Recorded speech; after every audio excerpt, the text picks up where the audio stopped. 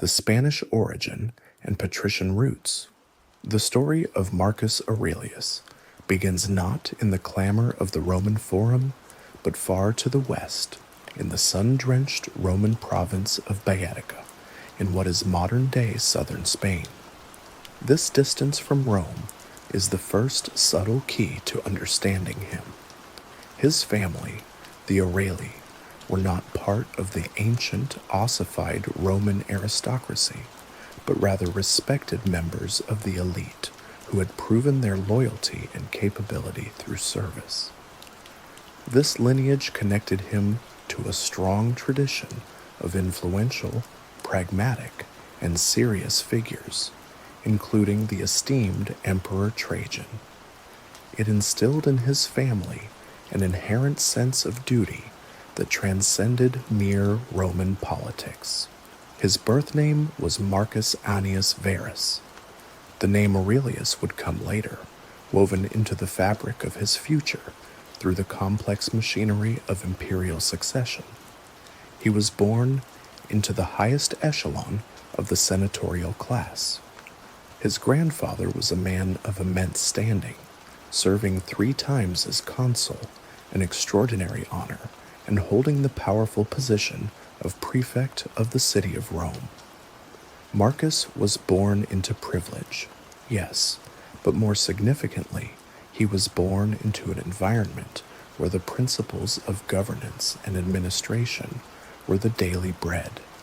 His perspective was formed by observing the immense responsibilities shouldered by those closest to him.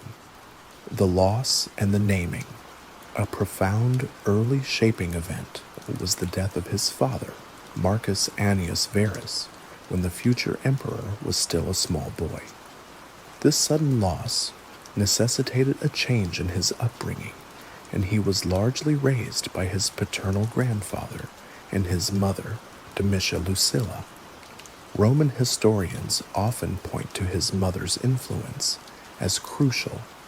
She was noted for her intelligence, severity, and moral rectitude, qualities that encouraged the young Marcus toward seriousness and introspection rather than the typical frivolous pursuits of Roman youth. The stability she provided compensated for the political turbulence that often marked the lives of the elite. It was during this childhood that the Emperor Hadrian, a man known for his sharp intellect and ability to judge character, took notice of the boy. Hadrian was responsible for the vast, intricate administrative system of the empire, and his gaze was discerning.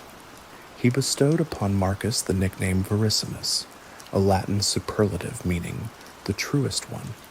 It was an observation that suggested an almost unnerving sincerity and integrity in the child, marking him as a person of unique moral fiber. This nickname, given by the supreme authority of the empire, served as an informal prophecy of his destined role. The adoption and the imperial line. The pivotal moment that irrevocably set Marcus on the path to the throne was the carefully orchestrated adoption by Hadrian.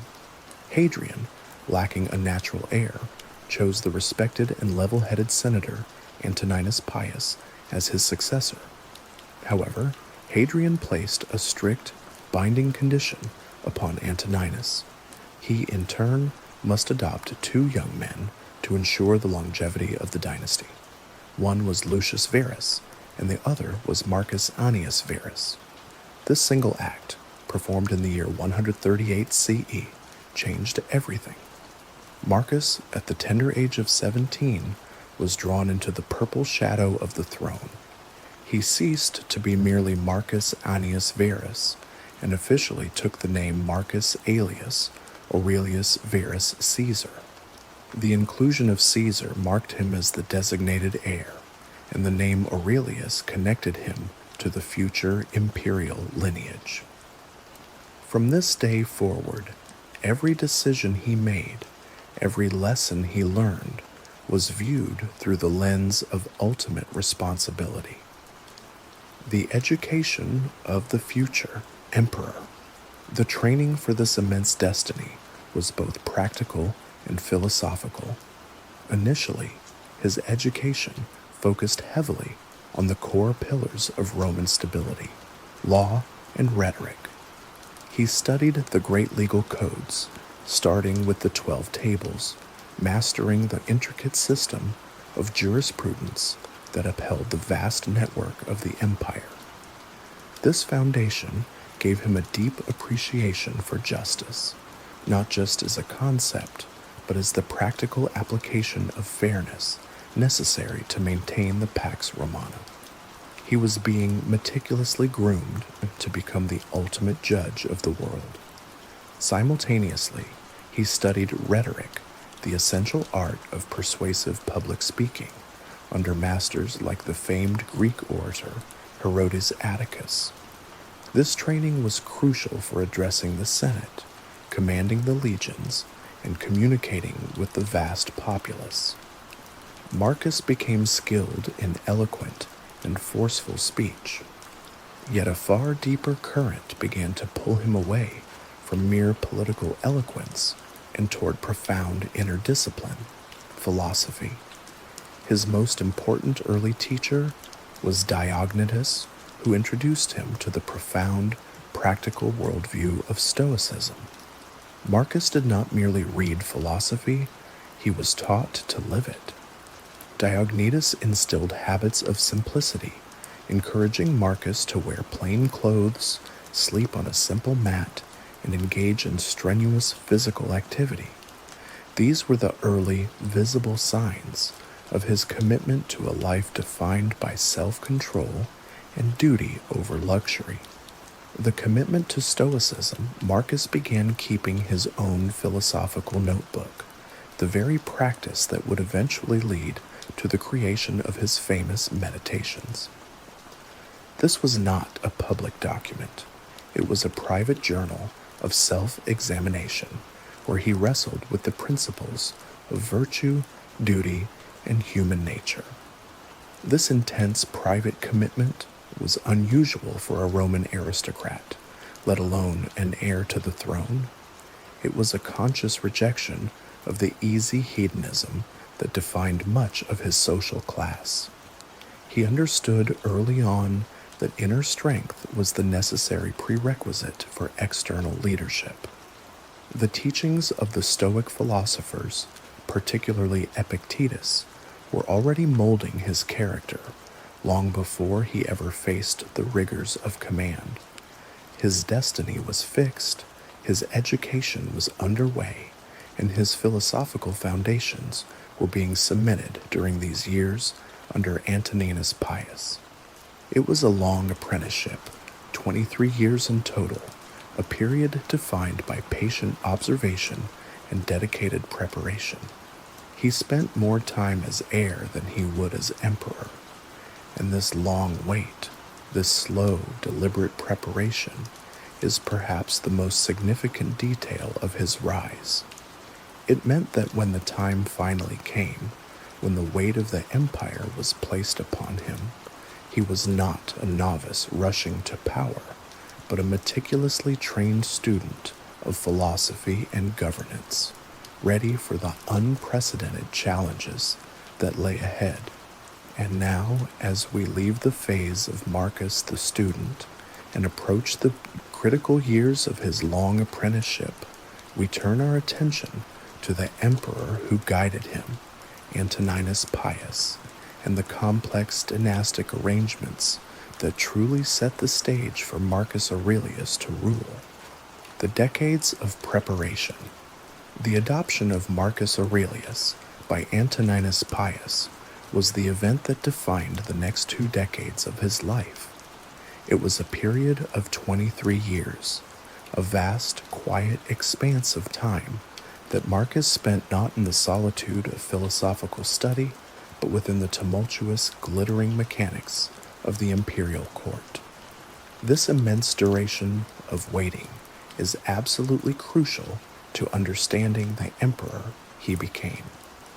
Unlike many who seized the throne in a moment of violence or political coup, Marcus was granted the unprecedented luxury of a long, sustained, and methodical apprenticeship under a man who was himself a model of stability and measured rule.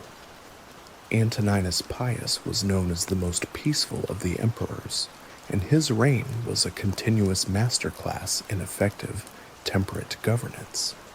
Antoninus's strategy was comprehensive. He ensured that Marcus was intimately woven into the very fabric of the Roman state. Marcus was systematically rotated through the most vital civil, religious, and political offices. He held multiple consulships, a distinct honor that demonstrated his status and capability to the Senate. He sat in the Senate's debates, learning not just the legislative process, but the subtle, necessary art of political compromise and persuasion. This long, deliberate training forced him to cultivate the cardinal Stoic virtues of patience and diligence. It taught him that the highest form of leadership is not defined by sudden, dramatic actions, but by the slow, continuous application of reason and duty. The training was a conscious effort to temper the philosopher's inherent idealism with the deep, pragmatic understanding required of a statesman, ensuring his rule would be grounded in reality, not abstract theory. The authority of the junior heir upon his adoption, Marcus received the designation of Caesar, while Augustus was the senior title belonging to the ruling emperor. Caesar was far more than an honorary distinction. It conferred substantive legal and administrative authority. It was the signal to the entire empire, from the legions on the Rhine to the administrators in Alexandria, that Marcus was the designated successor. Antoninus Pius used this title to place immense operational burdens directly onto Marcus's shoulders.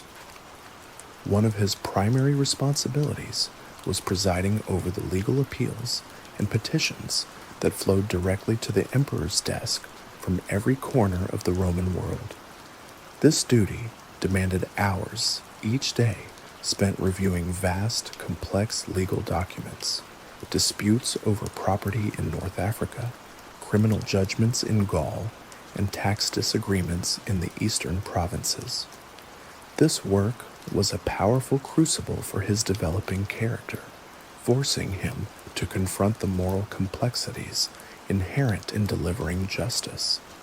It was a constant exercise in impartiality, requiring him to learn the distinction between the rigid application of law and the necessity of equity and fairness in human disputes. His biographers consistently note that he approached these judicial duties with immense seriousness, reflecting his stoic dedication to cosmic justice. This period taught him the true weight of imperial judgment and confirmed that ultimate authority resided in the sound, unbiased decision, not in military might. A marriage of state and duty. In the year 145 CE, Marcus Aurelius entered into a marriage of profound political consequence with Anna Galeria Faustina, who would become known as Faustina the Younger. This union was absolutely critical to the Hadrianic succession plan, as Faustina was the daughter of Antoninus Pius. By marrying her, Marcus cemented his position not just by adoption, but by an unbreakable familial bond to the imperial dynasty. It was intended to be the cornerstone of stability, ensuring a seamless transfer of power to the next generation. Their marriage endured for 30 years, and while it was a bedrock of Marcus's life, it was constantly targeted by rumor and scandal. Later historical sources and gossip often painted Faustina as politically meddling and personally unfaithful. Marcus, however, maintained an unwavering public and private defense of his wife.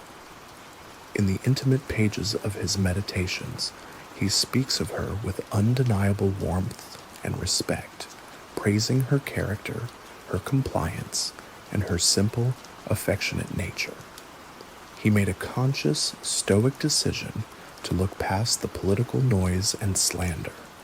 He viewed her alleged failings, if they existed, through the lens of acceptance and tolerance, recognizing that the character of another person is an external event over which he has no control. The two shared a life that produced a large family, at least 13 children, but also witnessed the heartbreak of many of them dying young, a common tragedy in the ancient world. This profound personal experience of life, love, and immense loss, conducted under the unblinking eye of the empire, deepened the reflective and often somber tone of his philosophical writings. The guidance of Rusticus and Epictetus. During these crucial formative years, Marcus's most significant philosophical guide was the Stoic philosopher and statesman, Quintus Junius Rusticus. Rusticus was a towering figure in Roman society, a man of deep principle, having served as consul and later prefect of the city.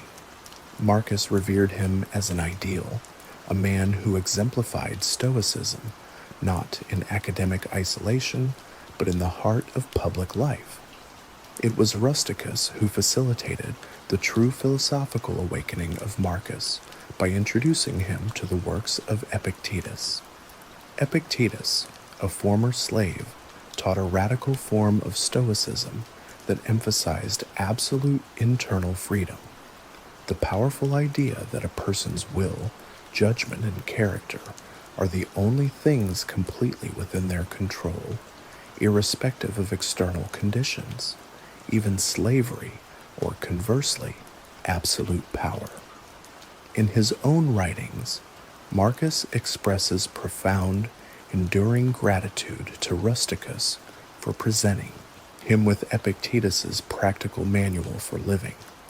Rusticus served as the vital, living link, demonstrating how the great principles of Stoic philosophy, justice, reason, duty, and emotional self-discipline, could be applied not in a theoretical debate, but in the relentless high-stakes environment of imperial governance. He instilled in Marcus the essential lesson: an emperor must prioritize truth and rationality over the constant temptation of flattery and immediate political gain. This mentor reinforced the conviction that the most important duty of the world's most powerful man was to first master himself. The Comes Augusti and Foreign Affairs. As the long reign of Antoninus Pius continued, Marcus's public role evolved from junior heir to indispensable partner. He held the unofficial, yet profoundly influential title of Comes Augusti, meaning the companion of the emperor. This title symbolized his constant proximity and partnership with Antoninus in virtually all public affairs, attending the Senate, sitting on the judicial bench, and meeting with ambassadors from foreign nations. He became, in effect, the emperor's most trusted executive and sounding board. This intimate position was essential for his training in military logistics and foreign policy. While Antoninus Pius's rule was largely defined by peace, Marcus learned how proactive diplomacy averted conflict and how the consistent, disciplined maintenance of the legions preserved order across the immense frontiers. He learned the intricate science of geopolitical strategy, the complex logistics of supplying tens of thousands of soldiers across vast distances, and the delicate process of negotiating long-term treaties. He was required to master the necessity of maintaining a composed, unwavering imperial image, a public facade of justice and strength that discouraged both internal dissent and external aggression. He learned the critical value of moderation in financial policy, ensuring that the Roman treasury remained solvent and that the populace was not unduly burdened by excessive taxation. This sustained, measured immersion in the highest levels of governance ensured that his eventual transition to emperor would be perceived as one of continuity and experience, not as a sudden or risky political leap. The habit of introspection. Despite his crushing administrative schedule, Marcus never abandoned his rigorous philosophical practice. The act of daily writing, the practice that would eventually form his meditations, was not an intellectual distraction, but a necessary spiritual and mental discipline. It was his daily commitment to radical self-audit, his internal court of law. He used his writing to clarify his Stoic convictions, consciously preparing his mind for the inevitable frustrations of the day. The irritating colleagues, the difficult decisions, the persistent public scrutiny, and the lure of self-pity or anger. He would use his private journals to rehearse his core belief that external events, whether a military defeat, a plague, or a personal slight, were indifferent, lying outside the sphere of his control. The only thing he could command was his own judgment and his response. The script he was composing, line by line, was the master plan for his inner life, a continuous and demanding dialogue between his rational soul, logos, and his impulsive, emotional nature. This habit became both his fortress and his strength, guaranteeing that the immense psychological burden of being the designated successor did not corrupt his fundamental character. The intense discipline of the mind was his strongest suit of armor against the decadence and corruption that were pervasive within Rome's most powerful families. This continuous, quiet exercise of reason ultimately prepared him for the political and military storms that would inevitably break during his own reign. The whispered watchword. The long apprenticeship finally concluded in March of 161 CE with the peaceful death of Antoninus Pius. The emperor, who had secured one of Rome's longest periods of domestic stability, passed away quietly at his country estate. The historical account of his final moments is powerfully symbolic. When the tribune of the Praetorian Guard approached him, asking for the watchword to be issued to the troops, Antoninus, now frail and close to death, whispered a single word, aquanimitas, meaning equanimity or calmness and composure, especially when facing difficulty. This one, profound word was a final, perfect summation of his entire reign and the most important lesson he could impart to his successor.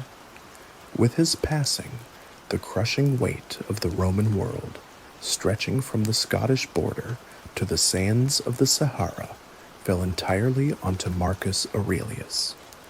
The succession was seamless, a non-violent, consensual transfer of power, affirmed immediately by the Senate. It was the crowning achievement of the period known as the Age of the Five Good Emperors. The philosophical student had finally become the sovereign, the revolutionary co-ruler. The very first act of Marcus Aurelius as emperor was extraordinary and virtually unprecedented in Roman history. He refused to accept sole power. He insisted on sharing the imperial authority fully with his adopted brother, Lucius Verus. This created a diarchy, an empire governed by two equal, simultaneously reigning emperors, Augustiaci. The Senate had been prepared to name Marcus sole ruler, following the clear preference shown by Antoninus Pius. By elevating Lucius Verus, Marcus demonstrated immense pietas, duty and respect to the original intentions of Hadrian, who had mandated the adoption of both boys. More practically, it was a decision born of profound Stoic pragmatism. Marcus recognized the sheer, overwhelming burden of managing the entire military and civil administration across a territory that stretched across 3 continents. Sharing power was a rational division of labor, a necessary action driven by responsibility, not ego. Lucius Verus was thus positioned to handle the imminent military crises in the east, while Marcus focused on the administration and the rapidly escalating threat along the northern frontier. This revolutionary political arrangement was a signature move of Marcus's reign, immediately demonstrating his willingness to prioritize the stability and defense of the empire over personal ambition.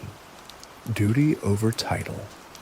Upon his accession, the Roman Senate immediately offered Marcus the traditional and highest honorific title, Pater Patriae, the father of the country.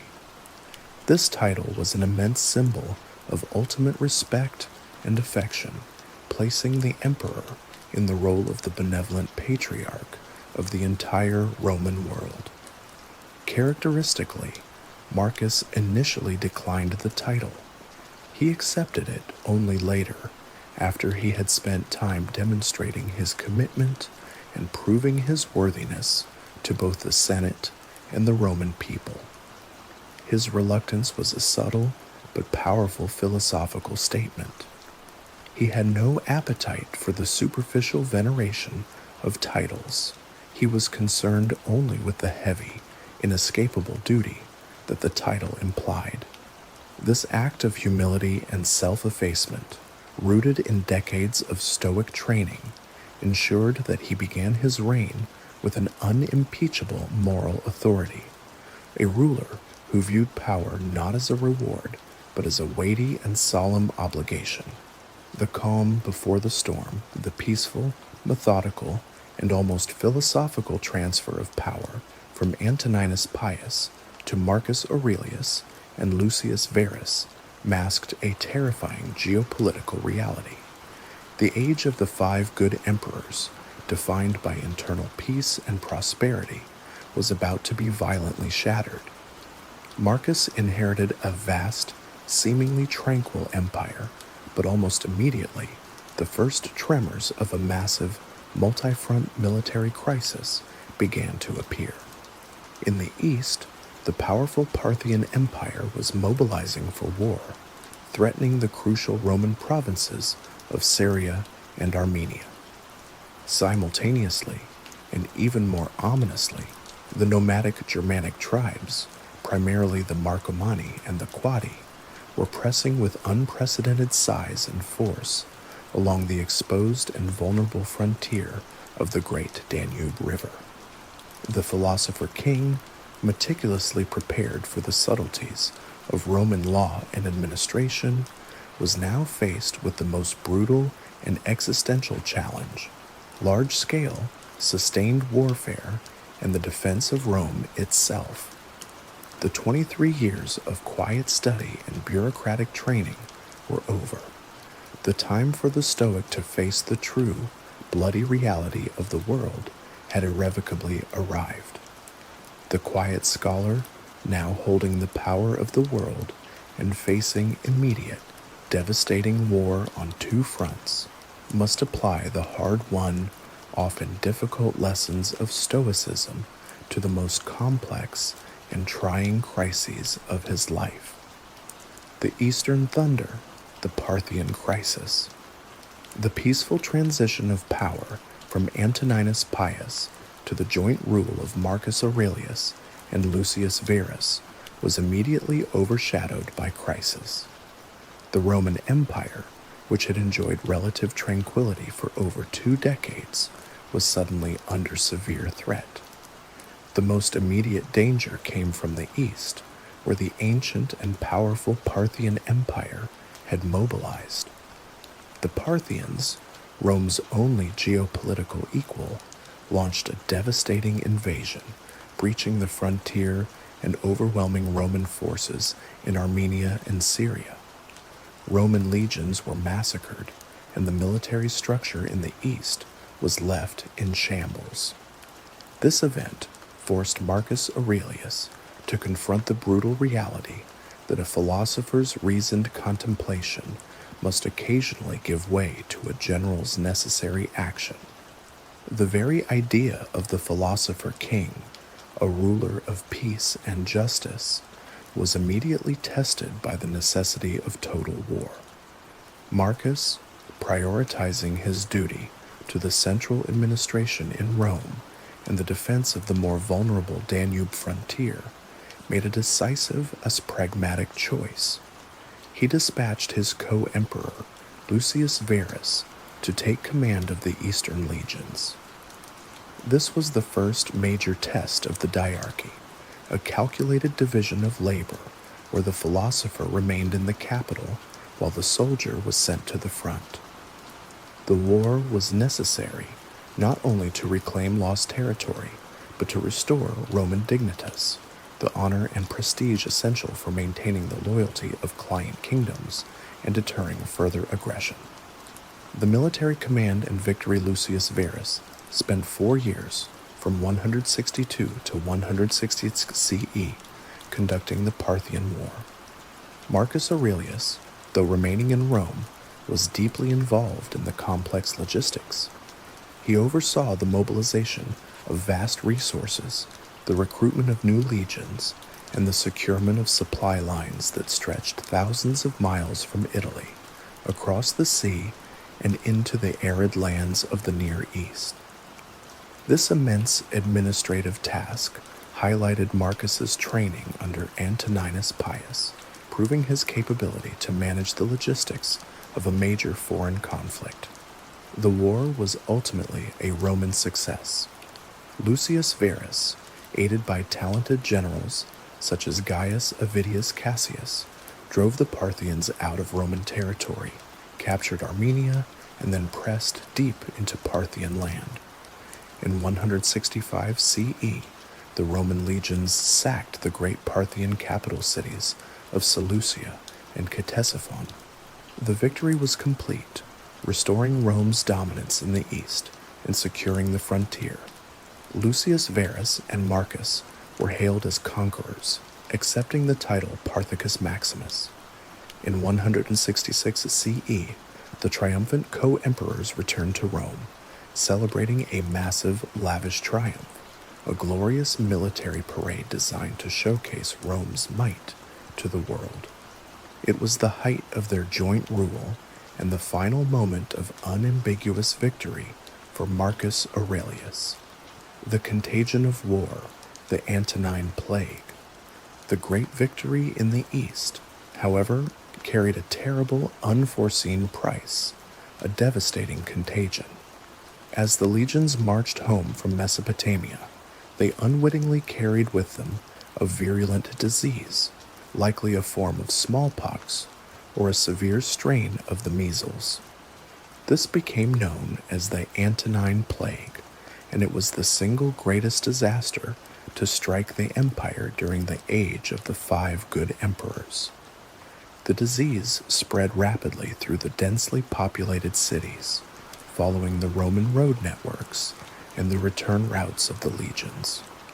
The plague ravaged the populace and critically decimated the ranks of the Roman army. Estimates suggest that the empire may have lost between 5 to 10 million people, and the mortality rate in some areas was astronomical. This unprecedented demographic collapse fundamentally weakened the empire, dramatically reducing its manpower for military defense, civil administration, and agricultural labor. Marcus Aurelius found himself faced not with a political or military enemy, but with an invisible, implacable natural force that defied every rational solution. The Stoic response was tested to its limit. How does a ruler maintain his composure and perform his duty when the gods, or nature, seem determined to destroy his state? The emperor, as physician Marcus Aurelius, responded to the plague not with fatalism, but with determined practical action. He did not flee the city, as many of the aristocracy did, but remained in Rome to oversee the crisis personally. He instituted public health measures, attempting to contain the spread, and arranged for the proper burial and cremation of the dead to prevent further contamination, a massive undertaking in a city like Rome. He personally sought out and consulted Galen, the most brilliant physician of the era, who served as his court doctor and later wrote extensively about the plague's symptoms and effects. Marcus ensured that the afflicted received care, drawing heavily on the imperial treasury to fund relief efforts. This period demanded a shift in his character, away from the philosophical academic and toward the practical, compassionate administrator. His actions mirrored his Stoic commitment to the oikiosis, the natural human inclination toward kinship and community, forcing him to treat every Roman citizen's suffering as his own administrative burden. He demonstrated that true leadership is often expressed not on the battlefield, but in the mundane, difficult work of alleviating mass suffering. The North awakens, the Marcomannic Wars begin. Even as the plague raged, a new, far more immediate and existential military crisis erupted in the north. The Germanic tribes beyond the Danube, having long observed the shifting power dynamics and sensing Roman weakness due to the plague, launched their own massive invasion. Led by the Marcomanni, the Quadi, and the Sarmatian Iazyges, these tribes burst across the Danube frontier with unprecedented coordination and ferocity. This was not merely a border skirmish. It was a deep penetration into Roman territory. They overran the provinces of Pannonia and Moesia, crossing the Alps and descending into Italy itself, reaching as far as the city of Aquileia on the Adriatic coast. This marked the first time in nearly 3 centuries that a foreign army had set foot on Italian soil, and it sent a wave of panic and terror throughout the empire. This sudden, violent eruption forced Marcus to realize that the fundamental strategic stability of the empire had collapsed. The years of relative peace were irrevocably over. The financial crisis and the auction. The need to defend the homeland and repel the invasion demanded a rapid, massive mobilization. But the imperial treasury was critically low. The long Parthian War had been costly, and the devastating plague had crippled the tax base. Marcus Aurelius faced a severe financial crisis. His response was a stunning display of personal sacrifice and stoic detachment from wealth. To raise the necessary funds to recruit, equip, and supply the vast new armies needed for the frontier, Marcus ordered a massive public auction of the imperial family's treasures. He sold not only the golden vessels and priceless tapestries of the palace, but also the personal jewels, silks, and artworks accumulated by Hadrian and Antoninus Pius. This extraordinary act lasted for 2 months and raised immense sums. It was a profound statement to the Senate and the Roman people. The emperor was willing to strip his own palace bare for the defense of the state. He demonstrated tangibly his belief that personal possessions are indifferent and that his duty to the common good, res publica, superseded any attachment to material wealth or imperial opulence. The death of Lucius Verus. As the crisis deepened, tragedy struck the imperial partnership. In 169 CE, while traveling with Marcus Aurelius back from the northern front, the co-emperor Lucius Verus suddenly fell ill and died, likely a victim of the lingering Antonine plague. His death ended the unique experiment of the diarchy after only 8 years. While Lucius Verus had a reputation for being more indulgent and less disciplined than Marcus, he had capably led the Parthian War and served as a necessary military and administrative partner. His death placed the entire crushing weight of the empire, its wars, its finances, and its plague-ridden administration solely upon Marcus Aurelius. The philosopher was now alone. This moment marked the beginning of the most grueling decade of his life, a period he would spend almost entirely away from Rome, leading the legions from the harsh, cold military camps of the Danube frontier. The emperor leaves Rome. Following the death of Lucius Verus, Marcus Aurelius took the drastic step of permanently leaving Rome to personally conduct the campaign against the Germanic tribes. The year was 170 CE. He recognized that the crisis was too severe, too existential, to be handled by delegated generals. It required the physical presence and moral authority of the emperor himself. This was a profound personal and political sacrifice.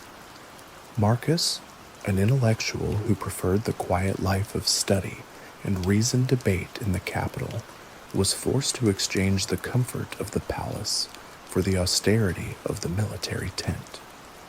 He spent the better part of the next 13 years on the frontier, enduring the cold, the logistical nightmares, the constant threat of attack, and the sight of his soldiers dying from battle and disease. It was in these harsh, isolated conditions, far from the flattery and distractions of the capital, that he composed the majority of his meditations. This stark setting, an emperor contemplating the nature of virtue and death, while mud was staining his sandals and war drums echoed in the distance, is what gives his philosophy its raw, enduring power. The legionary recruitment crisis, the double blow of the Parthian War and the Antonine Plague, had created an acute manpower crisis that threatened the survival of the legions. To combat the Germanic invasions, Marcus was forced to resort to desperate and unprecedented measures for recruitment. He pressed slaves into military service, a highly unusual and politically risky move, and even recruited gladiators into a new formation called the numeri. This crisis highlighted the severity of the empire's demographic collapse and Marcus's pragmatic need to protect the state at all costs. He was forced to make difficult, unpopular decisions that strained the social fabric of Rome, but which were necessary for military survival. The emperor was no longer merely overseeing a military. He was fighting a war of sheer attrition, struggling to keep the skeletal structure of his defense forces intact against a relentless, surging tide of invaders. The Danubian fortress and the philosophy of endurance. The front line of Marcus's struggle was the vast, often frozen length of the Danube River. He rebuilt and fortified the great chain of forts and military settlements that guarded the frontier, transforming the area into a massive, heavily defended bulwark. His strategy was one of grinding endurance and attrition. He did not seek glorious, swift victories, but a long, methodical campaign designed to slowly wear down the enemy's resources and will.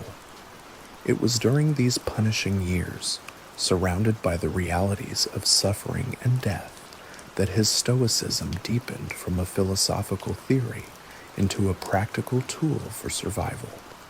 He used his daily reflections to cope with the immense stress, the grief for his lost co-ruler, the death of his children, and the sheer terror faced by his legions. He reinforced the conviction that man is made for endurance, and that adversity is not a curse, but the very exercise that builds character and confirms virtue. This period was the ultimate trial of the philosopher king. The emperor, isolated on the harsh Danube frontier, will now enter the deepest years of conflict and introspection, striving to achieve lasting peace while simultaneously composing the most enduring work of Stoic philosophy. The Private Journal of a Ruler. As Marcus Aurelius plunged deeper into the grim realities of the Marcomannic Wars, his philosophical practice became not merely a habit, but a lifeline. This period, spent away from Rome in the harsh military camps along the Danube frontier, gave rise to his most enduring legacy, the Meditations. It is vital to understand that this work was not intended for publication. It is a private journal, a collection of personal reflections, self-admonitions, and philosophical exercises, originally titled Ta eis hiauton, meaning to himself. It is, quite simply, the most intimate record we possess of the mind of a ruler in antiquity. This unique setting, the mud, the cold, the logistical stress, and the constant awareness of mortality, imbued the Meditations with its raw, existential power. The book is not an academic treatise on Stoicism. It is the philosophy applied in real time to the most crushing pressures a person can face. Its central purpose was to steel the emperor's resolve, to correct his flaws, and to remind him daily of his fundamental duty to reason and to humanity, even as he waged brutal war. The centrality of cosmic reason, logos. The foundational principle woven throughout the Meditations is the concept of cosmic reason, or logos. Marcus believed that the entire universe is governed by a singular, rational, intelligent, and benevolent force. For the individual, our fragment of this universal reason is our mind or inner guiding principle. He repeatedly admonishes himself to align his own will with the logos. This means accepting that all events that happen in the universe, from the rise and fall of empires to the death of a loved one, are part of a natural, necessary, and rational order. The duty of the Stoic is not to fight this order, but to understand and accept it. This acceptance forms the basis of tranquility, arguing that a man who understands this cosmic perspective will never be truly perturbed by external accidents. His constant refrain is the separation of what is in our control, our thoughts and actions, from what is out of our control, everything else. The transient nature of life. A recurring, almost obsessive theme in his writing is the brevity and transience of human life. Living on the battlefront, surrounded by death from both disease and warfare, Marcus was acutely aware of mortality. He fills his pages with reminders of the famous, the powerful, and the beautiful figures of history who are now utterly forgotten, reduced to dust and scattered names. This intense focus on impermanence serves a powerful philosophical purpose. It is a tool for developing perspective. He asks himself, why fear death when it is the common, inescapable fate of everyone? Why worry about fame when all fame, even that of an emperor, will eventually fade into oblivion? This meditation on death is designed to strip away fear and vanity, leaving behind only the present moment and the immediate task of performing one's duty virtuously. It is a stark, honest confrontation with the memento mori, the reminder that you must die, not as a source of terror, but as a practical guide for living with urgency and virtue now. The virtue of social duty, while many view Stoicism as a philosophy of cold, individual self-control, Marcus Aurelius emphasizes its inherently social nature. He constantly reminds himself that he is part of a larger community, a single cosmic city. He states that man is a social animal made to cooperate, like feet, like hands, or like eyelids. To act selfishly, therefore, is not merely immoral, it is unnatural, a violation of the very reason for human existence. For an emperor, this translates directly into the duty of justice. He must act for the greater good of his citizens, often sacrificing his own ease and comfort, which as an emperor camped on the Danube, he certainly did. His philosophy demands that he view even his enemies, the Germanic tribes he was actively fighting, not as fundamentally evil, but as fellow men who are simply mistaken. He must hate the mistake, but still love the man, a profound ethical challenge for a wartime leader. This belief system makes duty, service, and justice the highest forms of individual virtue. The power of the inner citadel, a cornerstone of his philosophical strategy, particularly under siege, is the concept of the inner citadel. This refers to the psychological space within the rational mind that is absolutely inviolable, a sanctuary where external events, insults, pain, or the chaos of war cannot penetrate. He instructs himself to retreat to this citadel daily. This practice is achieved by strictly controlling one's assent, the act of agreeing or assenting to a thought or emotion. For instance, if an unpleasant event occurs, the mind can either assent to the interpretation that it is a tragedy leading to despair, or assent to the interpretation that it is simply an external event with no moral quality, leading to composure. The inner citadel is protected by the Stoic's ability to judge things rightly, refusing to surrender one's mental peace to things outside of one's control. It is the ultimate tool for maintaining equanimity amidst total calamity. Literary style and structure. The Meditations is not written in a single narrative style. It is highly fragmented, jumping between concise, epigrammatic phrases, longer philosophical arguments, and direct, self-critical addresses. The language itself is not the sophisticated Latin of Roman aristocracy, but Koine Greek, the language of philosophy and much of the administration in the Eastern Empire. This choice suggests that Marcus was writing in the language of his spiritual and intellectual mentors, the Greek Stoics, for maximum clarity and intimacy. The writing structure reflects his tumultuous environment. There are no smooth transitions. Thoughts are recorded as they arrive. A sudden realization about the nature of time, a quick prayer to the gods, a reminder to be patient with a difficult subordinate. The lack of formal structure is precisely what validates the work as a genuine personal journal written under duress, a mind in active daily confrontation with the principles it seeks to uphold. The trial by fire, the rain miracle. The darkest years of the Marcomannic Wars tested Marcus Aurelius's faith in logos and nature's benevolence. Yet one famous incident is often cited as a moment of divine intervention, or at least a profound coincidence, but that saved his campaign.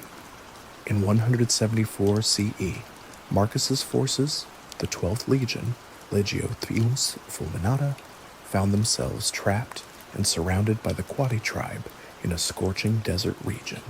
They were parched and on the verge of surrendering due to dehydration. According to Roman accounts, as the army faced imminent collapse, a sudden miraculous thunderstorm erupted. The rain not only saved the thirsty Roman soldiers, but also disorganized and terrified the enemy Quadi, allowing the Romans to launch a successful counterattack. The event was later immortalized on the column of Marcus Aurelius in Rome. Marcus, ever the rational Stoic, credited the event to the gods or simply to a fortunate turn of nature. But the soldiers, particularly those who were Christian, credited the intervention to divine power. Regardless of the interpretation, this event served to cement the emperor's reputation and boost the morale of his struggling army during a crucial moment of the long war. The victory and the co-emperor, the immense effort, and endless campaigns eventually yielded results. By 175 CE, Marcus had largely broken the will of the Marcomanni and the Quadi, driving them back across the Danube and securing the frontier, allowing him to contemplate an audacious project, the creation of two new Roman provinces, Marcomannia and Sarmatia, beyond the Danube to create a deeper buffer zone. That same year, seeking to further stabilize the succession and reward loyalty, Marcus elevated his 15-year-old son, Commodus, to the title of imperator, and then formally made him co-emperor, Augustus, in 177 CE. This decision, driven by a father's love and the Roman desire for dynastic continuity, proved to be one of the most fateful and historically scrutinized of his entire reign, contrasting sharply with the merit-based adoptions of his predecessors. The usurpation of Avidius Cassius, just as victory was within grasp in the north, a new crisis erupted in the east. Gaius Avidius Cassius, the brilliant general who had secured the Parthian victory for Lucius Verus, declared himself emperor in Syria. Cassius, believing Marcus to be gravely ill or even dead, seized power with the support of several legions and key eastern provinces. Marcus Aurelius's response to this usurpation was a textbook application of Stoic principle. He showed remarkable composure and clemency. He famously declared that he did not wish to fight his own general, and that he did not even wish to kill Cassius, only to pardon him, arguing that a true victory is achieved when the enemy is allowed to live and mend his ways. The Senate, however, declared Cassius a public enemy. Fortunately for Marcus, Cassius's rebellion was short-lived. He was assassinated by his own centurions after only 3 months. Marcus ordered that the records of the conspiracy be burned and forbade the persecution of Cassius's family and supporters, a profound act of mercy that demonstrated the Stoic ideal of governance, to be just, not vengeful. The return and the philosophical triumph. The crisis of Cassius's rebellion required Marcus to travel east for the first time, bringing him and his wife, Faustina, into the lands where the rebellion had taken root. During this journey, a profound tragedy occurred. Empress Faustina the Younger died suddenly in a small village in Cappadocia. Marcus dedicated a temple to her and founded a city in her honor, demonstrating his genuine affection despite the rumors that had constantly plagued their marriage. After years of relentless war and personal loss, Marcus Aurelius finally returned to Rome in 176 CE, celebrating a joint triumph with his young son Commodus.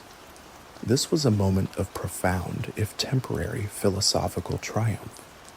He had successfully repelled the invaders, managed a deadly plague, put down a serious rebellion with clemency, and secured the succession. He was the philosopher king who had endured the greatest trials and proved that virtue could survive even the harsh realities of imperial power and total war. The emperor's return to Rome was fleeting. The pressure on the frontiers remained relentless, and his health was failing. A fleeting respite in Rome. Marcus Aurelius's return to Rome in 176 CE, culminating in a magnificent triumph, celebrated jointly with his young son, Commodus, marked a brief and shining moment of peace. After nearly a decade spent enduring the brutal conditions of the Danube frontier, the emperor was once again in the capital, engaging in his preferred role, the philosopher and administrator.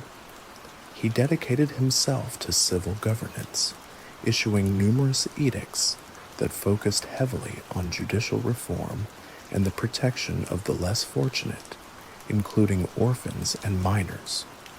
His jurisprudence during this period was marked by a deep sense of equity and humanity, often softening the rigidities of traditional Roman law with a Stoic commitment to compassion.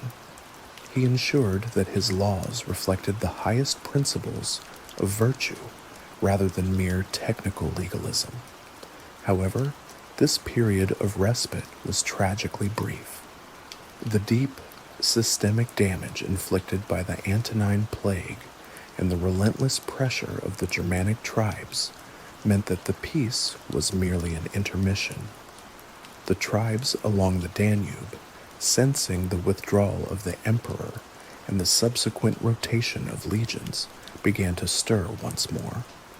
Marcus knew that the true stabilization of the frontier required not just temporary victories, but a complete structural pacification, a project he was determined to see through. The Second Marcomannic War. In 178 CE, less than 2 years after his triumphant return, Marcus Aurelius was forced to leave Rome for the last time. He returned to the harsh conditions of the Danube frontier to personally lead what is known as the Second Marcomannic War. This campaign was driven by a strategic objective: to complete the plan he had envisioned earlier, to create the new Roman provinces of Marcomannia and Sarmatia by pushing the Roman border significantly north of the Danube. This final military push was both grueling and successful. Marcus planned and executed a meticulous strategy of constant harassment, targeted assaults, and logistical pressure designed to completely break the remaining resistance of the Germanic tribes. His persistence in these final years showed a remarkable fortitude, especially given his deteriorating health. He remained utterly dedicated to the concept of duty, the Stoic ideal that a rational being must fulfill his role within the cosmos, regardless of personal cost or comfort. The succession of Commodus, the most historically debated decision of Marcus Aurelius's reign, the choice that arguably ended the Pax Romana, was the elevation of his natural son, Commodus, as his successor. In 177 CE, Commodus was made co-emperor, Augustus, marking a definitive break from the preceding tradition of meritocratic adoption established by Nerva. Marcus's decision was complex. Firstly, it reflected the intense pressure for dynastic continuity within Roman political culture. Having a surviving adult son was seen as a divine favor and the most legitimate path to a stable succession. Secondly, Marcus was likely motivated by paternal pietas, duty, and affection. He spent enormous effort attempting to train Commodus, bringing him onto the frontier and into the command structure to ensure he was prepared. Unfortunately, Commodus lacked the self-discipline, intellect, and moral fortitude of his father. Historians later saw this as Marcus's great failure, a flaw that stemmed from the very human attachment he struggled to reconcile with his Stoic principles. The philosopher who preached that external things are indifferent could not bring himself to treat his own son's unsuitability as an external problem to be solved by the rational selection of a superior heir. The final moments and the meditations. It was on the frontier, likely in the city of Vindobona, modern-day Vienna or Sirmium, that Marcus Aurelius's health finally gave out. He died in March of 180 CE at the age of 58, a victim of the lingering disease that had plagued the empire. His death was a quiet conclusion to a life of overwhelming public service and philosophical introspection. The final books of the Meditations are believed to have been written during these last punishing years. They possess a greater sense of urgency and weariness, reflecting his physical pain and mental exhaustion. In these last entries, he continues to confront death, not with fear, but with weary acceptance.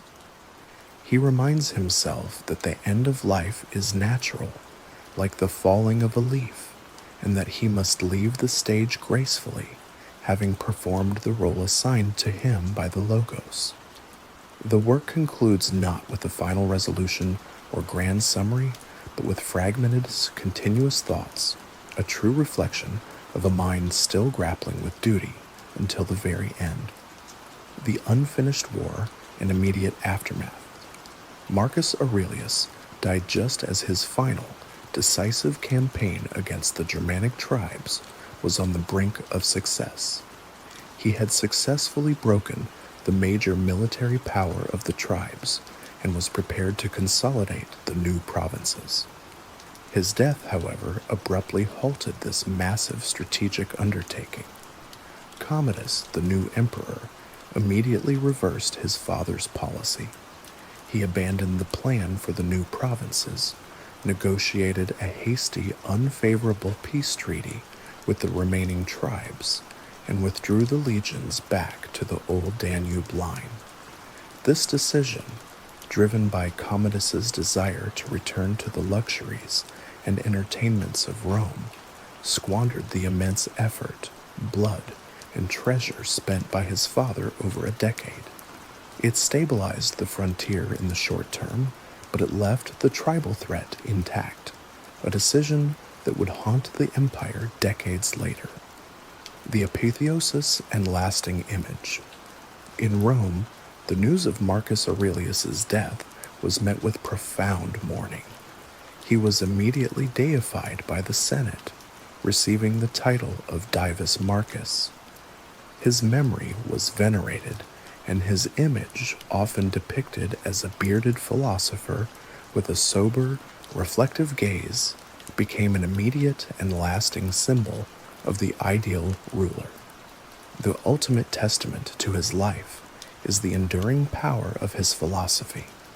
The philosopher king, who wished only for peace, reason, and a quiet life of study, was forced by fate to become a general, a pandemic administrator, and a constant warrior.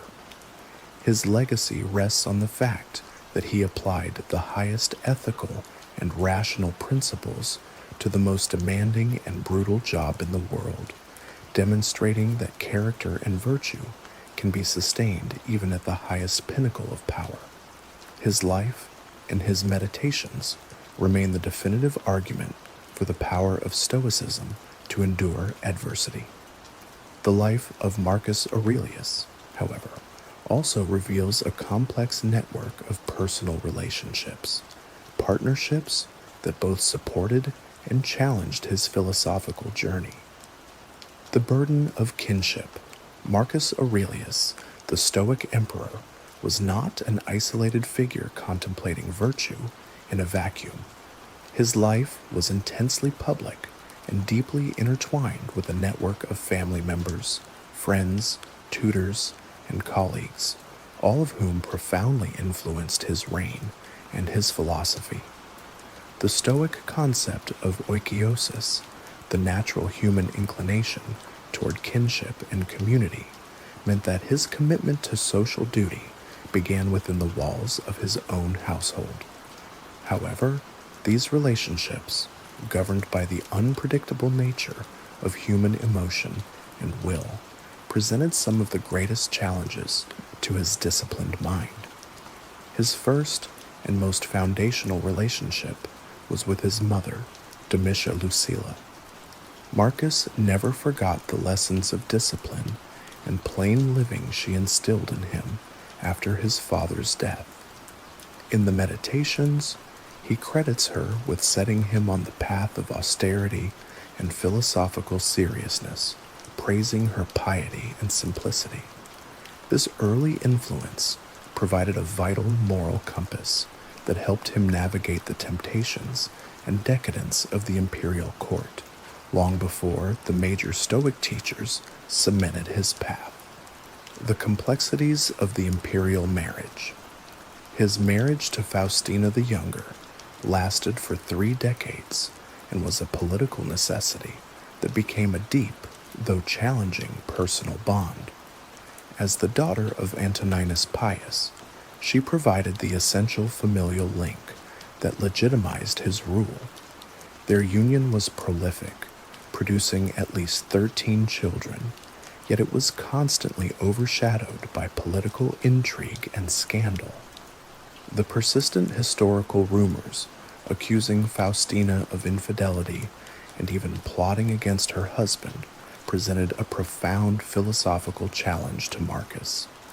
The emperor, whose teachings emphasized emotional control and clemency, consistently chose to ignore or dismiss these slanders.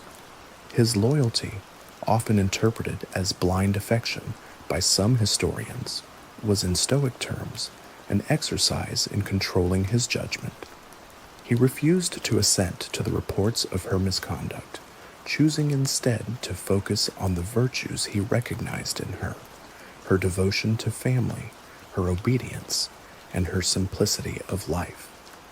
He demonstrated that true marital fidelity for a Stoic lies in the husband's enduring composure and refusal to be corrupted by suspicion or jealousy. The legacy of Antoninus Pius.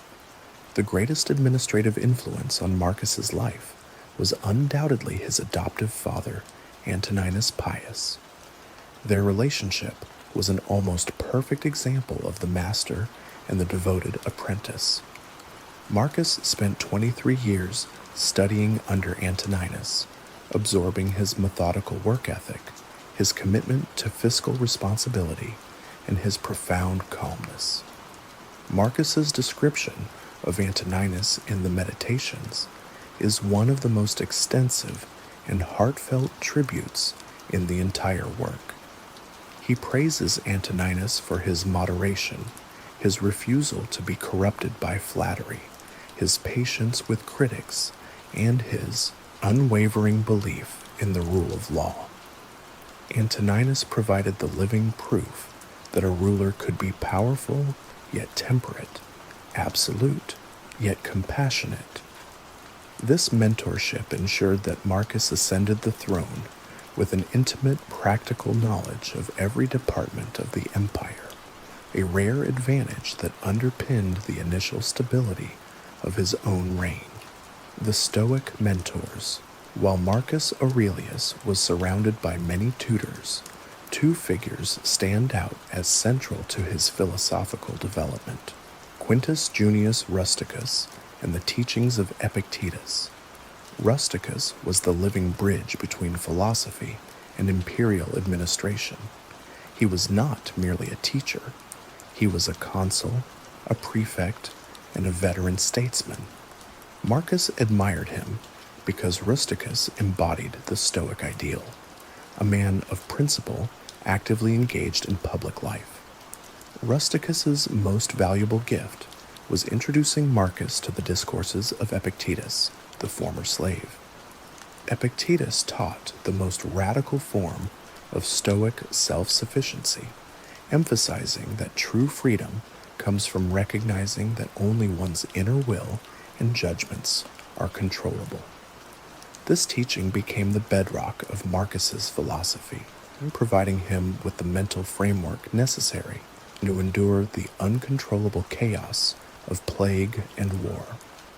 Marcus also learned from other philosophical schools, including the Peripatetics and the Academics, ensuring his education was broad. Yet he consistently chose Stoicism for its practical application. His deep gratitude to his tutors for teaching him to abstain from rhetoric and not to write on speculative themes underscores his belief that philosophy must be a way of life. not just a subject of scholarly debate. The tragedy of co-rule and the loss of Lucius Verus. The decision to elevate his adopted brother, Lucius Verus, to co-emperor was a political calculation rooted in duty, but it also defined a complex personal relationship. Verus was, by all accounts, Marcus's temperamental opposite, fond of spectacles, luxury, and popular acclaim. Despite their differences, Marcus treated Verus with genuine respect and public loyalty, consistently defending their joint authority. He recognized Verus's utility as a military commander, particularly in the Parthian War, where Verus performed competently. Verus's sudden death in 169 CE was a significant blow, forcing Marcus to manage the full military crisis alone. Marcus's public demonstration of grief and his subsequent deification of Verus showed his commitment to the Stoic principle of honoring one's bonds and maintaining public harmony, even after the death of a flawed partner. The shadow of Commodus. The most difficult and ultimately tragic relationship in Marcus's life was with his natural son and heir Commodus. Marcus dedicated enormous energy to training his son, bringing him to the frontier, giving him military authority, and finally making him co-emperor. In his meditations, Marcus expresses profound hope for his son, praising him for his quick learning and natural talents. However, Commodus failed to internalize the core lessons of Stoic duty and self-discipline. His later reign descended into megalomania, extravagance, and tyranny, undoing much of the stability his father had secured. This relationship is often viewed as the great paradox of Marcus Aurelius's life. The emperor, who mastered himself so completely, was ultimately unable to master the character of his own son. This failure highlights the fundamental Stoic lesson that external things, even the character of one's closest kin, are ultimately beyond one's control, and that a rational ruler must accept what nature provides. The role of the imperial freedmen. Finally, the running of the empire and the maintenance of the emperor's personal life relied heavily on a sophisticated, though often politically resented network of freedmen and palace administrators. These were former slaves who often held immense practical power, managing the imperial finances, correspondence, and security. Marcus Aurelius, unlike many of his predecessors, sought to check the influence of these freedmen by giving greater authority back to the Senate and to qualified equestrian officers. This was another demonstration of his Stoic commitment to meritocracy and rational administration, refusing to allow the immense power of the bureaucracy to be concentrated in the hands of unprincipled or purely self-interested individuals. He strove to ensure that the machinery of the empire was driven by competence and public service, rather than personal favor or hidden intrigues. Marcus Aurelius's world was a constant interplay between his inner philosophical sanctuary and the demanding, flawed reality of his relationships. His life was a continuous test of whether the Stoic ideal could survive the unpredictability of kinship and power. The seat of justice. For Marcus Aurelius, the position of emperor was defined less by military glory and more by the solemn duty of being the supreme jurist and administrator of the vast Roman world. His decades of preparation, which included intense study of the Roman legal codes and practical experience under Antoninus Pius, made him exceptionally qualified for this role. Unlike many emperors who delegated judicial matters entirely, Marcus took his role as the source of justice seriously. He spent countless hours presiding over courts, hearing appeals, and issuing legal decisions, res scripta, that profoundly shaped the legal and social landscape of the empire. His approach to law was not merely technical, it was deeply informed by his Stoic commitment to reason and equity. He sought to temper the rigid, often harsh demands of the ancient Roman ius civile, civil law, with equitas, fairness. His philosophy taught him that law should serve humanity, not the other way around. He believed that the purpose of the state was to uphold justice for all its members, not just the elite. Protection of the vulnerable. One of the most defining aspects of Marcus Aurelius's judicial tenure was his tireless dedication to protecting the vulnerable segments of Roman society. His legal reforms systematically addressed the needs of those historically marginalized, orphans, and minors. He issued numerous edicts aimed at strengthening the position of minors whose parents had died. He mandated stricter legal oversight of their guardians, ensuring their inheritance and property were not mismanaged or stolen. He established special praetors and officials dedicated solely to the administration of pupils and wards, a landmark step in Roman social welfare law. Freedmen and slaves. While he did not abolish slavery, a concept virtually unthinkable in the ancient economy, his laws significantly improved the legal standing of slaves. He made it easier for them to register manumission, freedom, and severely punished masters who mistreated or unjustly hindered the freedom of their slaves. He viewed extreme cruelty towards slaves as an offense against humanity and the rational order. The poor. Marcus showed leniency towards debtors and issued decrees that provided tax relief or exemptions during times of hardship, particularly following the devastation of the Antonine Plague.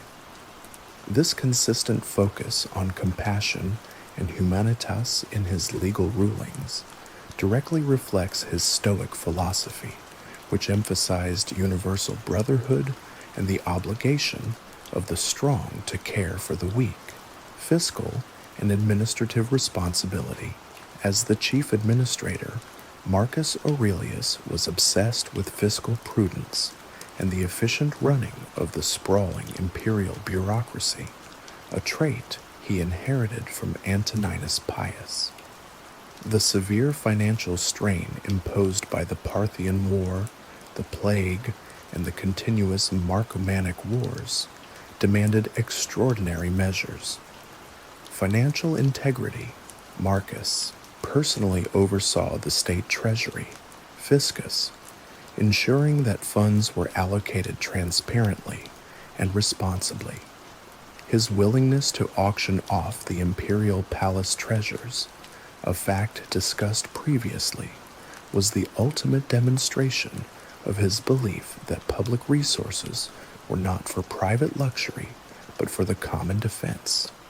Judicial efficiency. He streamlined many judicial processes, reducing the complexity and time required for citizens to appeal decisions. He encouraged judges to resolve cases quickly and justly, always emphasizing substance over legal formalities. He constantly sought to appoint magistrates and governors of the highest integrity, recognizing that the just administration of the empire relied entirely on the moral character of its officials.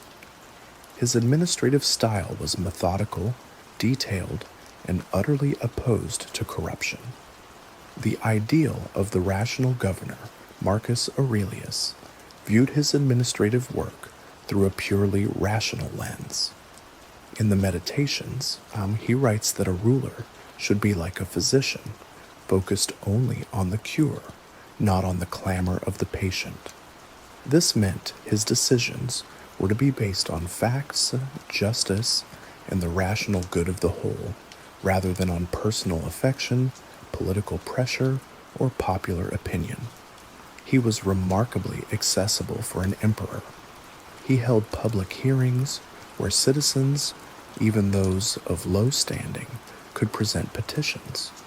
He practiced the virtue of patience with his advisors and petitioners, ensuring every perspective was heard. His patience, however, did not extend to incompetence or malice. His legacy as a jurist is that of a reformer who injected a profound sense of moral philosophy into the cold, pragmatic engine of Roman law. He laid groundwork for a more humane legal system that would influence subsequent Roman legal development and eventually much of Western jurisprudence. The imperial cult and religious policy. While deeply committed to his personal philosophy, Marcus Aurelius strictly upheld the traditional imperial cult and the established Roman state religion. This was not necessarily a contradiction. He saw state religion as an essential component of Roman political stability and social cohesion. He performed the duties of the Pontifex Maximus, chief priest, diligently presiding over sacrifices and festivals. However, his reign is often noted for a harsh policy towards Christianity. While Marcus was personally tolerant of different philosophical views, he viewed the Christians' refusal to participate in the state cult as a direct threat to the empire's social and political order. Their perceived defiance of the gods and the state was interpreted as a form of political sedition, which led to sporadic but severe persecutions during his rule. For the Stoic emperor, devotion to the res publica, the public thing, was paramount, and anyone who subverted that public order, even for spiritual reasons, was a legitimate threat to the rational function of the Deus state, the governor of the cosmic city. Ultimately, Marcus Aurelius viewed his administrative role as governing not just the Roman Empire, but acting as a magistrate in the cosmic city, the rational community that encompassed all of humanity, as preached by Stoicism. Every administrative or legal decision he made was in his mind a chance to align the laws of Rome with the higher, perfect laws of nature and reason. His commitment to these principles under immense duress, running the judicial system while simultaneously managing a plague, a massive war, and a financial crisis, is the ultimate proof of his philosophical sincerity. He did not become a cruel dictator or a self-serving autocrat.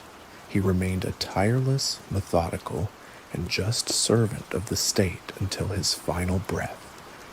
The emperor's commitment to internal justice and administration was matched only by his need to secure the external world. His decisions on the battlefield and in foreign capitals determined the fate of his domestic reforms. The grand strategy of defense. Marcus Aurelius's reign transformed the Roman emperor's role from a peaceful administrator into a supreme military commander and strategist, driven by necessity. The fundamental challenge he faced was the defense of a vast, nearly 4,000-mile-long frontier against aggressive, simultaneous threats from both east and north. His grand strategy was defined by a Stoic pragmatism, recognizing that the empire was finite and that defense required not just victories, but persistence and resource management. He understood that the Pax Romana was not a natural state, but a manufactured one, requiring constant, enormous effort. His foreign policy was therefore bifurcated, delegation in the east and personal command in the north. He delegated the Parthian War to Lucius Verus and his generals, recognizing the need to split the burden and keep himself focused on the critical administrative heart of the empire. When the northern threat became existential, with Germanic tribes invading Italy, he made the unprecedented and grueling choice to take up personal, continuous command on the Danube, knowing his presence alone provided the authority and morale necessary to prevent total collapse. The Parthian threat and Eastern diplomacy. The war with the Parthian Empire, 161–166 CE, was the first major challenge and a brutal reminder of Rome's geopolitical vulnerabilities. The Parthians were not mere barbarians. They were a sophisticated empire with immense cavalry power. Marcus's policy here was focused on restoration and deterrence. Delegated authority. He sent Lucius Verus to oversee the campaign, a strategic move that allowed him to manage the looming financial and plague crises in Rome. The actual victories, the conquest of Armenia and the sacking of Ctesiphon, were achieved by capable generals like Avidius Cassius. Controlling the narrative, the subsequent triumph celebrated in Rome was essential. It served to re-establish Roman dignitas in the East and to deter other client kingdoms from defecting. Success in the East was crucial not for expansion, but for maintaining the vast wealth that flowed from the Egyptian and Syrian provinces. The unforeseen consequence. While the war was a military success, the unintended foreign policy consequence was the introduction of the Antonine Plague via the returning legions, illustrating how deeply intertwined military action and public welfare were in the ancient world. The existential crisis of the Danube, the Marcomannic Wars, 167–180 CE, consumed the majority of Marcus Aurelius's reign and defined his foreign policy through the lens of survival. The threat posed by the Germanic tribes, the Marcomanni, Quadi, and others, was existential because they broke the fundamental rule of the Pax Romana. They crossed the Alps and invaded Italy. Marcus's policy transitioned from simple defense to aggressive, long-term pacification, attrition warfare. He utilized a strategy of grinding, attrition. This was not a war of glorious decisive battles, but a slow, methodical application of Roman military discipline to wear down the tribes over years. His goal was not just to push them back, but to completely shatter their capacity for future coordinated invasion. Relocation and buffer zones. A key element of his strategy was the planned creation of the new provinces of Marcomannia and Sarmatia, north of the Danube. More immediately, he began relocating large numbers of defeated tribesmen into Roman territory, particularly in the depopulated provinces of Moesia and Pannonia. This controversial policy had a dual purpose. It replenished the decimated tax base and provided new recruits for the legions, while simultaneously creating a human buffer zone against the tribes remaining outside the empire. Diplomatic flexibility. Despite fighting a brutal war, Marcus engaged in pragmatic diplomacy. He negotiated treaties, offered settlements, and granted land in exchange for peace and loyalty. His ultimate goal was to replace the need for constant warfare with a state of stabilized subservience among the border peoples. The recruitment and logistics challenge. The sheer scale of the Marcomannic Wars and the concurrent effects of the plague exposed massive flaws in the empire's structure, forcing Marcus into desperate, creative measures that fundamentally altered military policy. Desperate manpower. The need for new soldiers was so acute that his policy became intensely pragmatic. He levied new legions, Legio II Italica and Legio III Italica, and controversially resorted to enlisting slaves and gladiators, a stark departure from the traditional citizen army. This necessity demonstrated his commitment to the immediate survival of the state above social custom. Logistical mastery, managing the supply lines for the vast army camped along the frozen Danube, required extraordinary logistical genius. Marcus focused relentlessly on ensuring food, arms, and equipment reached the frontier. His policy emphasized the unromantic, essential work of administration, the ultimate Stoic virtue in a military context. The policy of clemency versus necessity. Marcus Aurelius's foreign policy towards the usurper Avidius Cassius in 175 CE offered a perfect demonstration of his philosophical approach to internal conflict. The emperor famously sought clemency over vengeance, forbidding the persecution of Cassius's family and supporters. While this was primarily an internal political decision, it served as a profound foreign policy statement. It showed the enemies outside the empire that Rome was led by a man of self-control and mercy, one who prioritized stability and reconciliation over personal revenge. This act of stoic compassion projected an image of moral strength that was often more effective than mere military force in securing long-term peace and loyalty within the empire's vast network of provinces and client states. The enduring cost of foreign policy Marcus Aurelius's reign, therefore, was defined by the transition of the empire from an expanding, confident power to a fully engaged defensive power. His foreign policy decisions, mobilizing immense resources, fighting on distant frontiers, and making personal sacrifice, set the precedent for future emperors. He proved that the philosopher king was capable of great military command, but his wars also drained the treasury, consumed the life of the emperor, and signaled the end of the long era of easy peace. His decision to make peace and withdraw from the planned new territories in 180 CE was not his own, but that of his son Commodus. Marcus had intended to complete the conquest and permanently secure the frontier.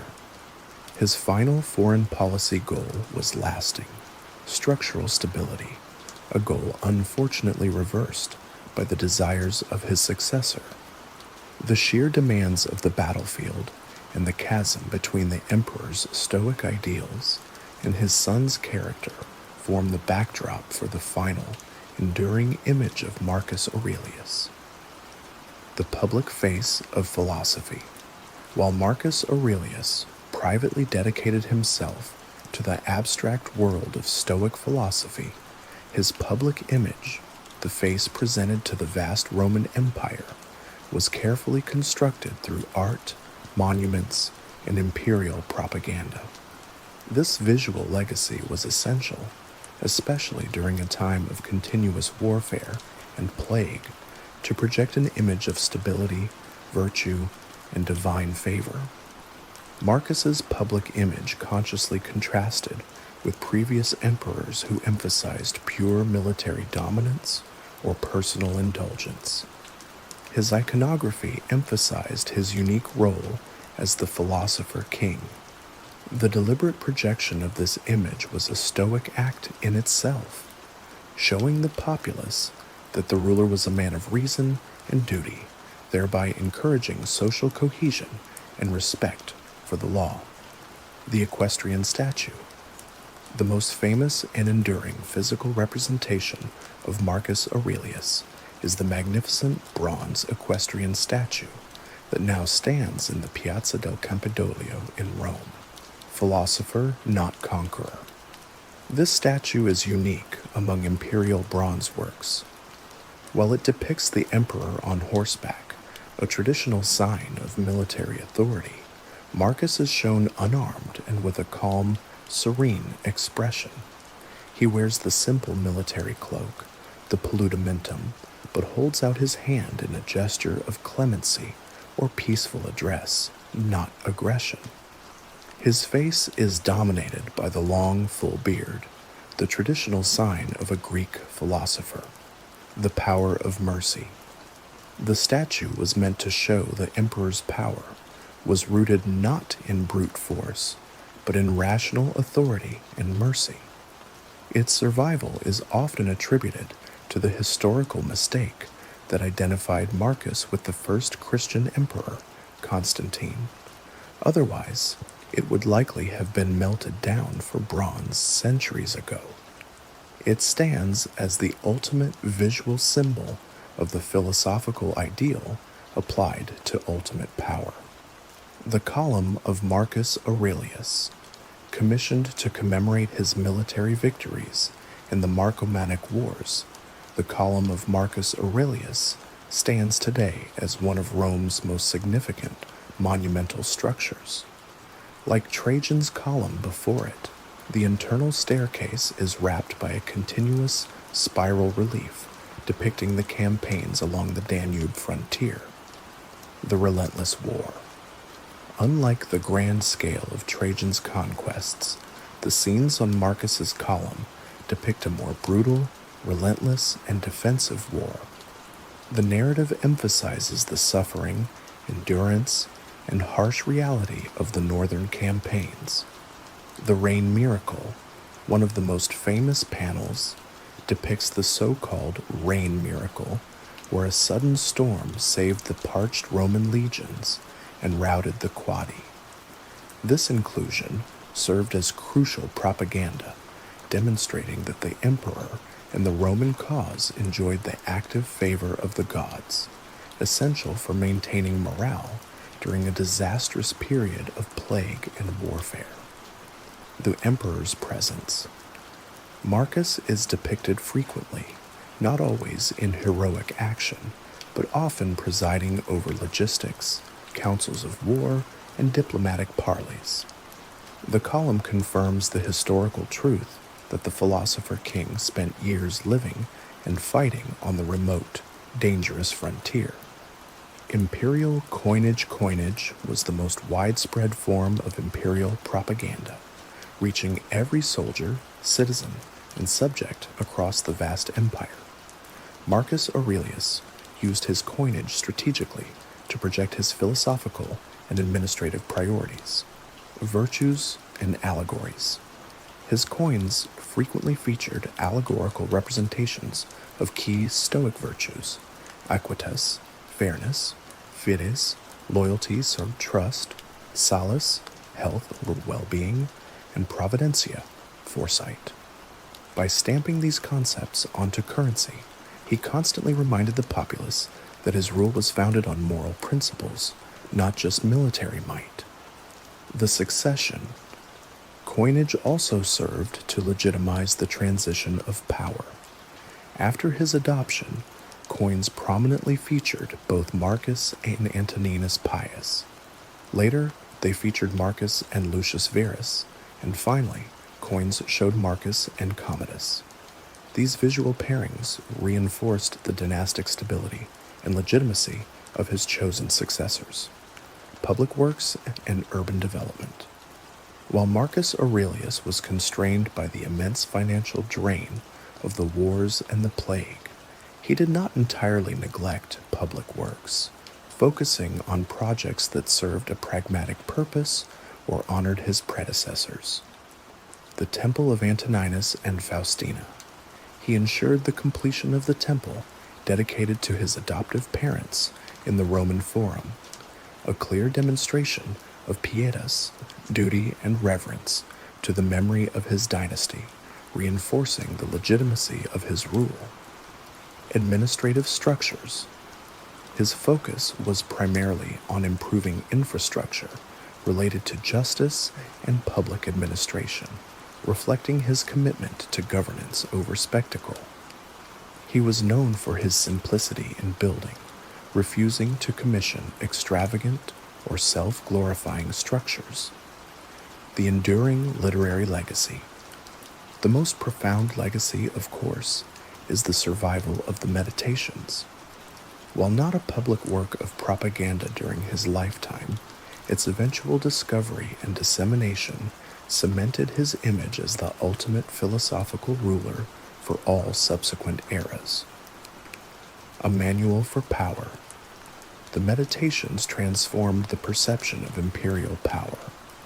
It showed that the man who commanded the legions and ruled the world was simultaneously struggling, privately and intensely, to command his own thoughts. This vulnerability, paradoxically, made his figure stronger, humanizing the emperor while deifying his character. The Philosopher's King. History records many powerful generals, but Marcus Aurelius remains uniquely remembered as the king who was fundamentally a philosopher. His visual and written legacies blend seamlessly, confirming his lifelong effort to align his immense power with the principles of reason, duty, and virtue. Marcus Aurelius's image, carefully crafted in bronze and stone, was one of controlled power and reasoned governance. This public projection provided the necessary contrast to the chaos of the wars and the plague, assuring the empire that a wise and just hand was at the helm. The collapse of the Golden Age. The death of Marcus Aurelius in 180 CE marked a definitive, somber turning point in Roman history. It is widely regarded as the end of the Age of the Five Good Emperors, 96 to 180 CE, a period of unprecedented peace, stability, and prosperity. The immediate tragic legacy of Marcus was the succession of his son, Commodus.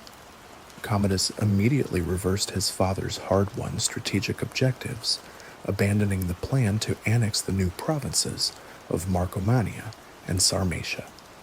He negotiated a swift, costly, and ultimately temporary peace treaty, withdrawing the legions and rushing back to the luxuries of Rome.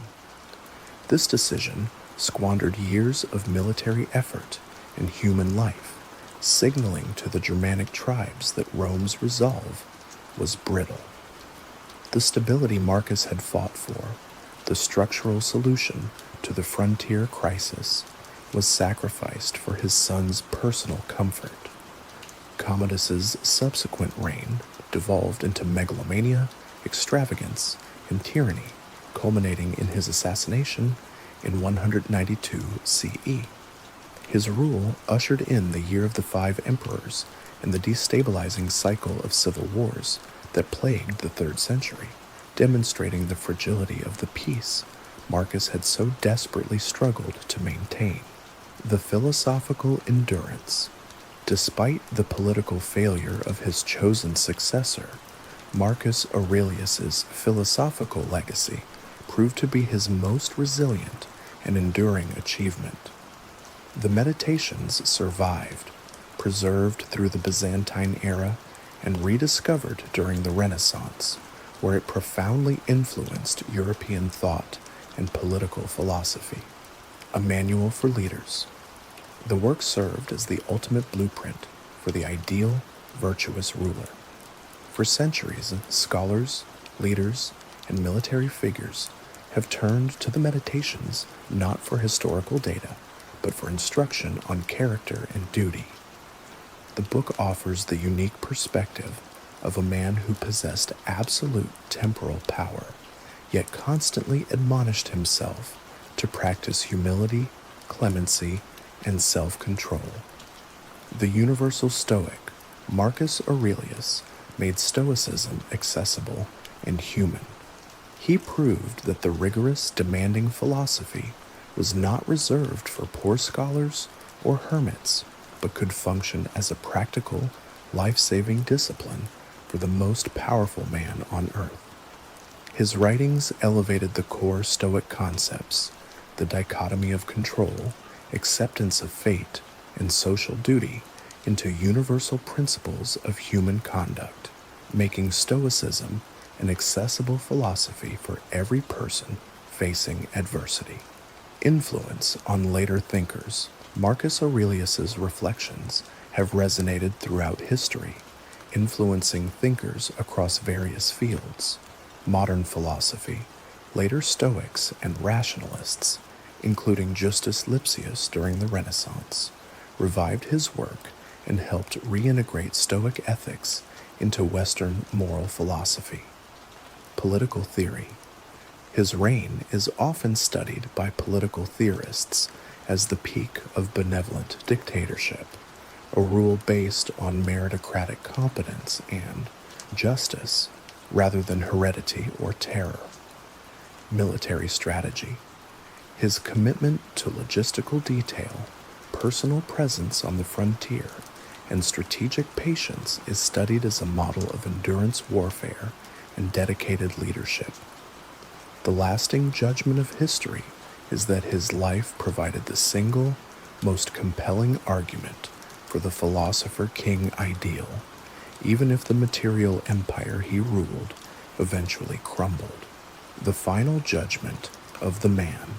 In concluding the narrative of Marcus Aurelius, we are left with a figure of profound contradictions, a man forced by fate to act in ways contrary to his most cherished desires.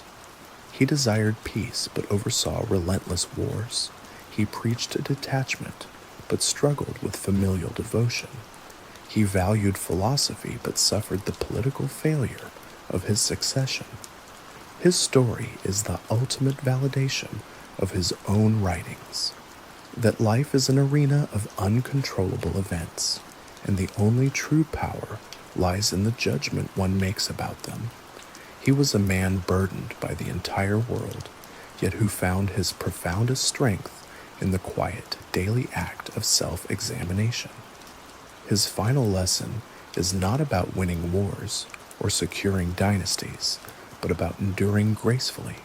He reminds us that the greatest triumph is not over an external enemy, but over one's own internal passions, the fear, the anger, and the ego.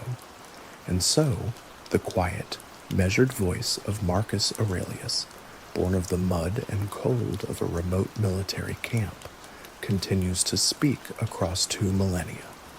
It is the voice of reason, gently insisting that we accept the inevitable, perform our duty justly, and remember that we are all but a fleeting part of the vast, rational, and beautiful design of the cosmos.